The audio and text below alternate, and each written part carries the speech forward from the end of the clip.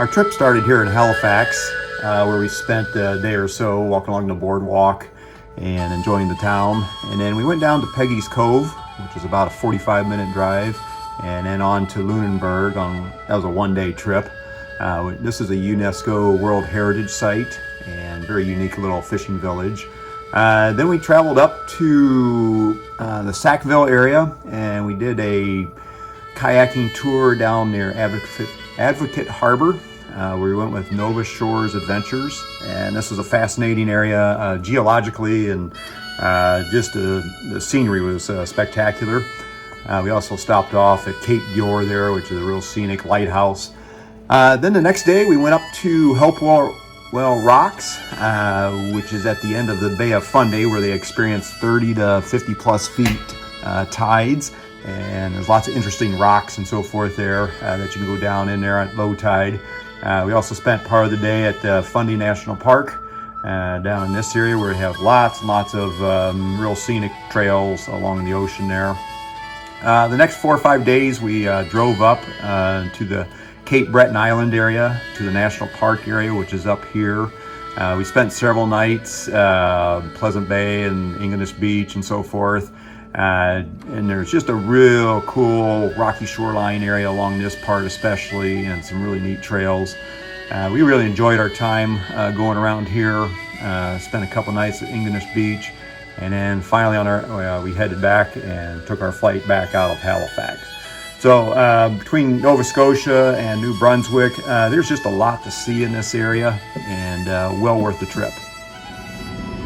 Today we are Halifax. We just took the boat, the ferry over from Dartmouth across there where we're staying. We came over here to experience the boardwalk. It's about a mile or so down here. Lots of shops and cool things, museums and so forth. We're going to probably hit the Maritime Museum and the Citadel, which is up on the hill to the right there. But yeah, we'll be here for a couple days. Tomorrow we're going to Peggy's Cove in Lunenburg.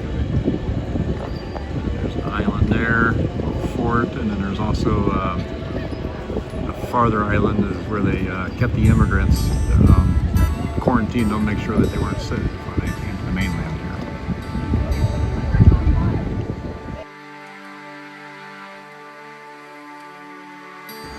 Here's a few sculptures on the boardwalk here in Halifax. This one is called Got Drunk, Fell Down. And then the other one is the one that's looking on with concern. So, kind of a unique sculpture. It's a little hard to see all the bends in that one since I'm looking at it straight on. It's part of the harbor here. Dozens of places to eat.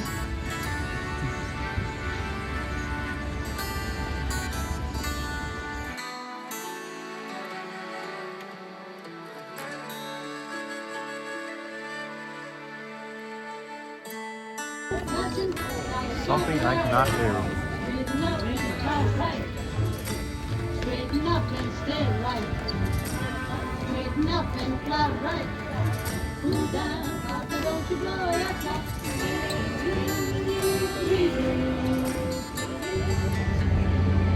This sculpture is called The Immigrant. It's to commemorate all the immigrants that came from Europe. A lot of them left their families at home back in Europe. Set out on a new life here in the new world. We're visiting the Citadel here in Nova Scotia, Halifax.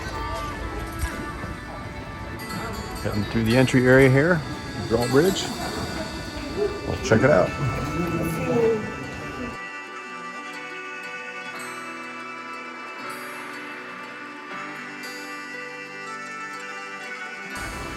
Citadel here up the top of the hill in Halifax was dedicated in 1856, somewhere around there, and it was built just to protect the harbor, and it's been used also to as a training ground for World War I, and we're currently in the barracks, which is now a museum.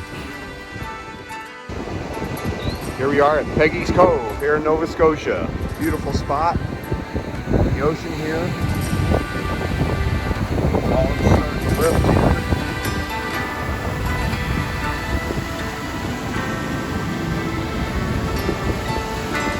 What do you think, Patty? Is spot here.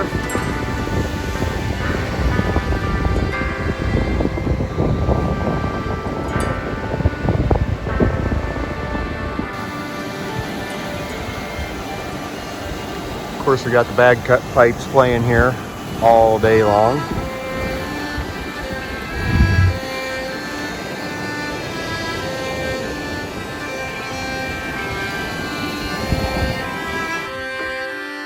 This is the actual Peggy's Cove here. The lighthouse over to the left. The fishing village here. We are at about low tide here. Another 5 minutes, and it's going to go up to the rocks there. About a 10-foot tide or so.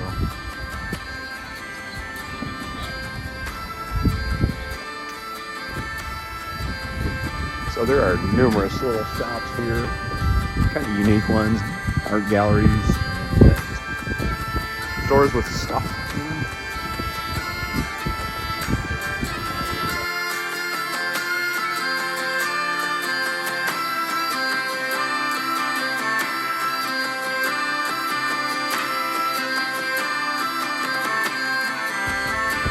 We are in Breton.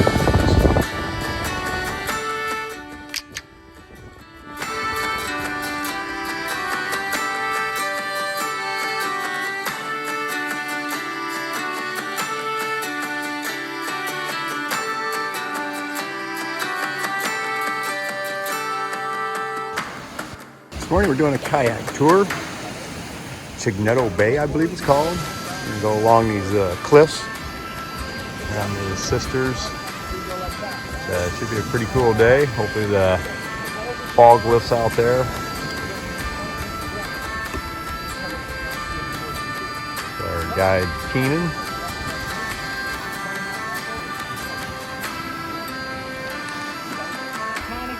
Come together. It's a fault line. So this is the Cove Fault. And this fault line is one of the spots in which they proved the theory of Pangea, which is when all the land masses were all together as one before they separated. Because the exact same back pedal a little bit. Are the ones they found in Morocco. This actually used to be attached to Morocco, Nova Scotia. And when Pangea was a one big landmass, it was down by the equator.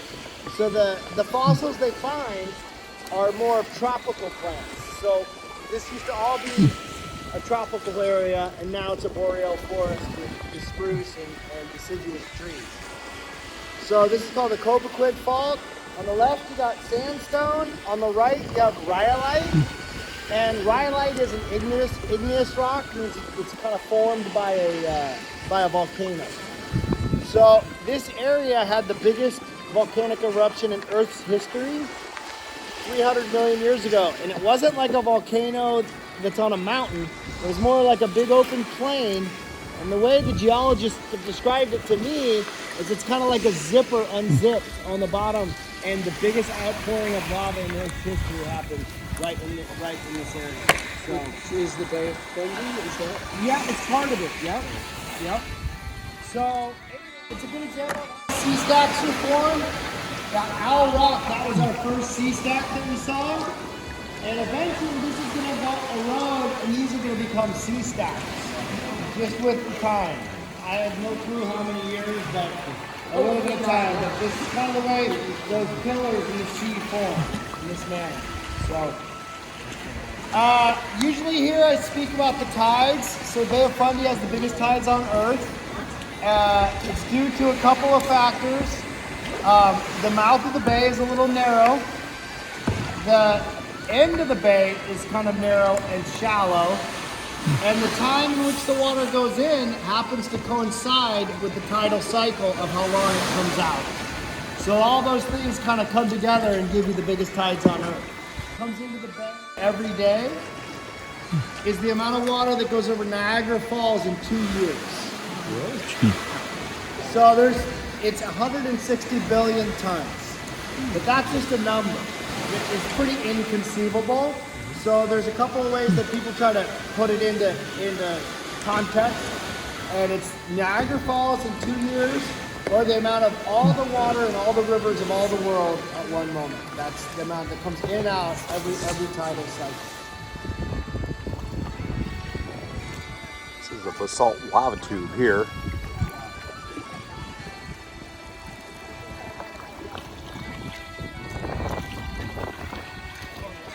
At high tide and come back after lunch, water will be about 15 feet lower.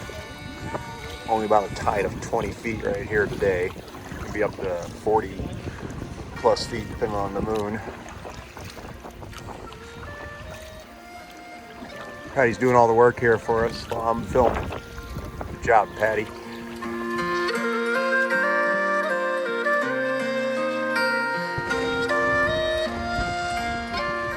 So this is the sisters area. There's a long story to it. We're at our lunch spot, and we're going to be eating right over here. But this actually used to be an entire town. It's hard to believe. They built sailboats back in the 1800s, and they would dam up the river when it was full, and then set sail. And they also sent a lot of timber and different things out of here. But once again, they would just dam up that little stream over there that goes up that way, float the boats at high tide, and send them over to England or wherever they're going. It's a pretty cool spot right here.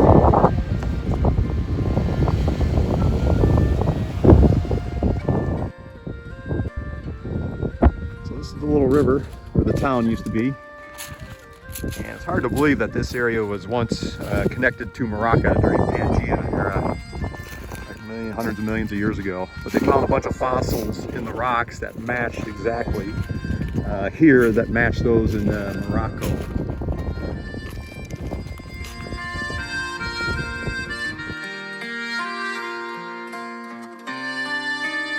This is my happy place. I can spend here all day. Rocks, water, sunshine, kayaking, driftwood, food. Best day. Best day. Very good. Well, I'm gonna go eat.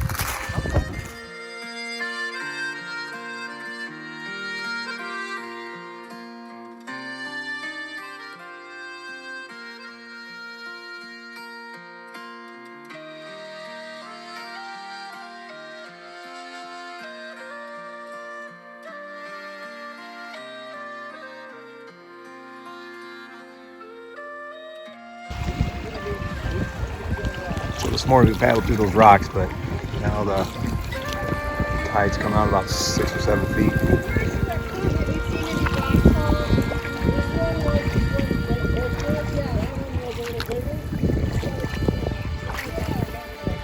How you doing, Patty? Doing great. It's the best day of my life. Best day of your life? Oh, I love Wow. it. I love water. I love kayaking. I love rocks. I love kayaking, water. Yeah. I was like, wow. Okay, that bumps you up. You have brothers and sisters that bump you up in a wheel. He was impressed. I need to pay the bill if this is going to bump me up.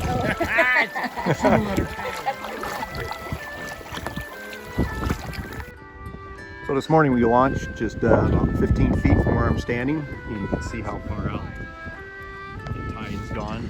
This is the hardest part of the trip, is to haul these back up here. But overall, I'd say this was a fantastic trip. We've done several sea kayaking and kayaking over the years, and this is probably the best one we've ever done. Just cool with the geology information and with the fog, and we lucked out with the sun today. So highly recommend this company, and we definitely would do it again.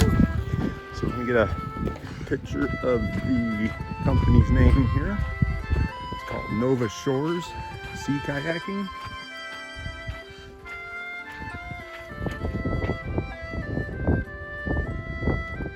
So as always, feel free to subscribe to my channel, Places. All right, welcome to Fundy, the biggest tides on earth, and Nova Shores Adventures, paddling the Three Sisters.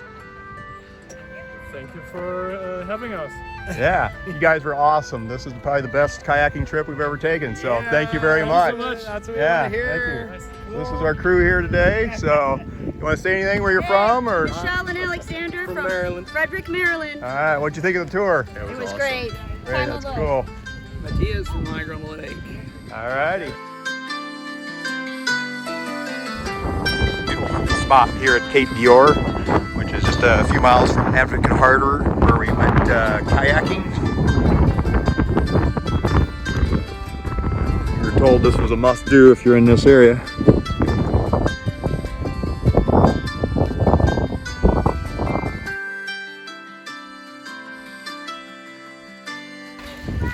Hopewell Rocks Provincial Park. We are at low tide. It was a couple hours ago, so the water's starting to come up here pretty quick. High tide's here in about 2.5 hours, so these rocks will be totally covered. Have a little convenient foot washing station here for you. If you get all muddy down there on the ocean floor.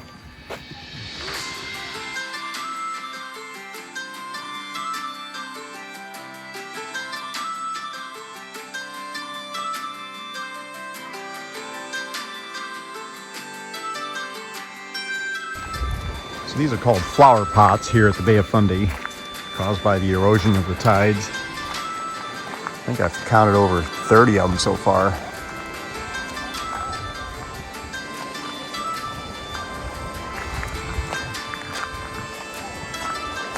As you can see, the tide comes clear up to the green part there.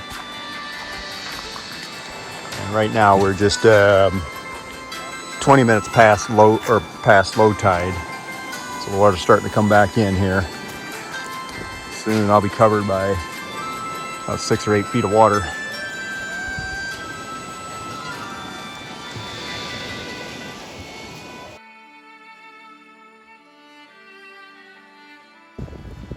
Just be careful walking in the mud. This kid lost his shoe.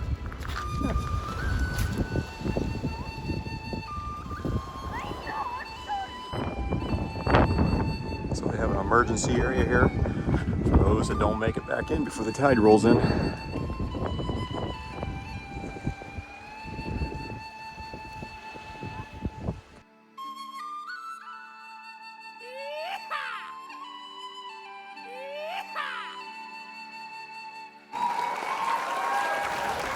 So it's about a 4-story set of stairs there. You get back up to the top.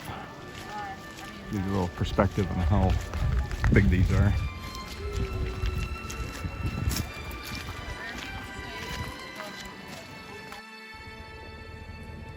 Cape George Lighthouse is a nice place to stop if you're heading up to the Cabot Trail at Cape Breton. Nice view up here. A few picnic tables.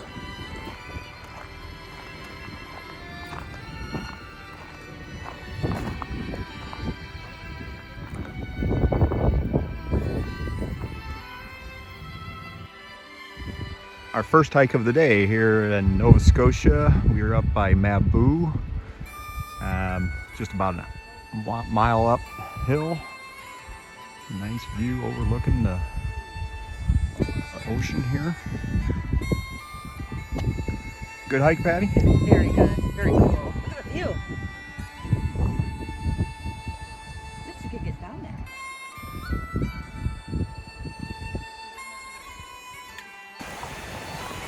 We just entered the national park, Cape Breton National Park. This is the first stop in.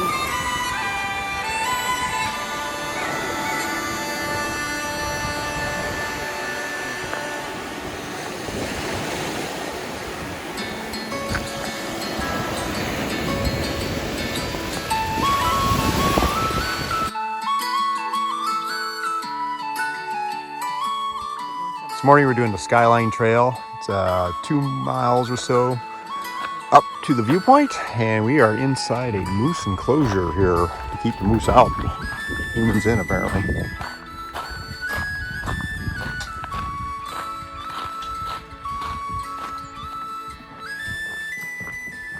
We're on the final stretch of the Skyline Trail. Starting to get a few views of the ocean. Actually, that's the St. Lawrence Seaway.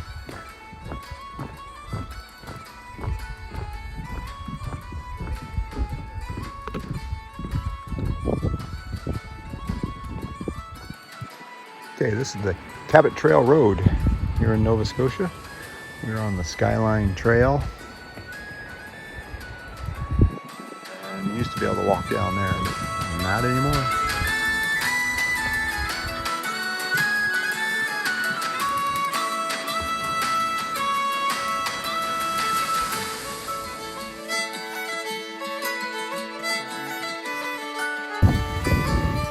We are at the end of the road here at Meat Cove. It's the most eastern, northeastern part of Nova Scotia. We're taking this trail, which we have no idea what it's about, but it's grown a little steep. We were told it's got a good viewpoint, so we shall see.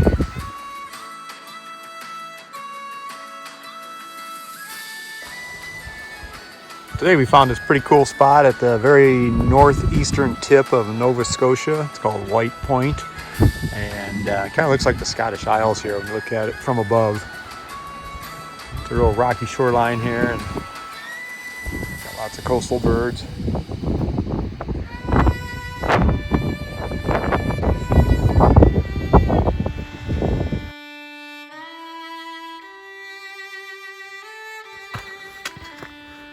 Alright, so we've run across a bunch of steps, fairly high steps here. It's a little challenging. Keep the pace up. At the top of Franny Trail. About 45 minutes to get up. About 2 miles hike.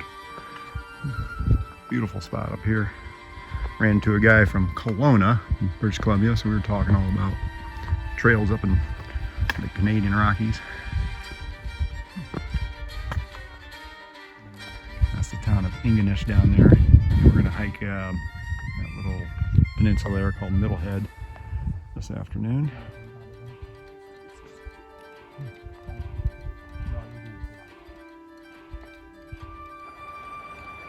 All right, today we're doing the Middlehead Trail.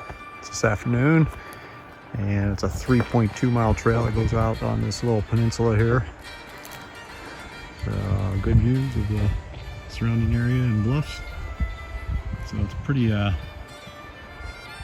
moderate trail, nothing too extreme. They just upgraded it, so it's in pretty good shape. This is the end of the trail here, and then we're going to loop back.